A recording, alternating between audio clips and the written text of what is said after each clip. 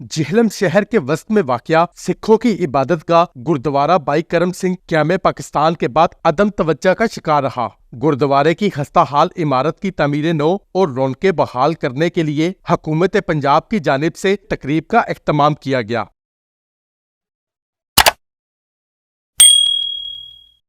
ہر ابتدا سے پہلے ہر انتہا کے بعد ذات نبی بلند ہے، ذات خدا کے بعد دنیا میں احترام کے قابل ہے جتنے لوگ، میں سب کو مانتا ہوں مگر مصطفیٰ کے بعد۔ ناظرین، میں ہوں مرزا کفیل پہ کیفی۔ جہلم میں سکھوں کی عبادت گاہ گردوارہ بھائی کرم سنگھ کی تعمیر نو کے کام کا آغاز کر دیا گیا۔ تقریب میں ضلعی افسران، سیاسی رہنماؤں اور شہریوں کی کثیر تعداد نے شرکت کی۔ صوبائی وزیر سردار رمیش سنگھ اروڑا نے تختیب نقاب کی اور تعمیراتی کام کا آغاز کروا دیا۔ جہلم کی خصوصیت یہ ہے کہ جہلم کے اندر آپ کو کسی استھان میں آپ کو جین مندر بھی نظر آتا ہے، آپ کو گردوارہ بابا کرم سنگھ بھی نظر آتا ہے، گردوارہ چوہا صاحب نظر آتا ہے، ماتا صاحب کور جی کا جنم استھان نظر آتا ہے۔ تو میں یہ سمجھتا ہوں کہ جہلم جب پارٹیشن ہوئی تو یہاں سے جب بہت سارے سکھ یہاں سے مائگریٹ کر گئے تو جتنے بھی مذہبی عبادت گاہیں تھیں وہ بند ہوگی، نان آپریشنل۔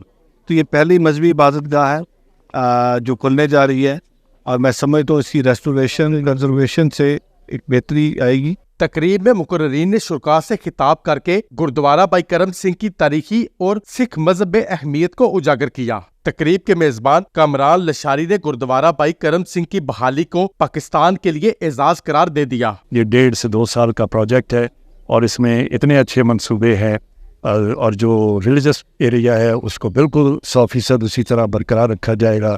اس کی عزت اور احترام میں قطعاً کوئی فرق نہیں آنے دیں گے، اور باقی ایریاز جو ہے ان کو ایسے طریقے سے استعمال ہوگا کہ جو اس کی تاریخی پہلو ہے اور کلچرل پہلو ہے، تاکہ یہ ایریات میں ٹورزم زیادہ سے زیادہ بڑھ سکے۔ تقریب کے اختتام پر سکھ برادری سمیت شرکاء نے گردوارے کا دورہ کرتے ہوئے کہا کہ گردوارہ بھائی کرم سنگھ کی تعمیر نو سے دنیا کو پیغام ملا ہے کہ پاکستان میں بسنے والے تمام مذاہب کے لوگوں کو حقوق برابر میسر ہیں۔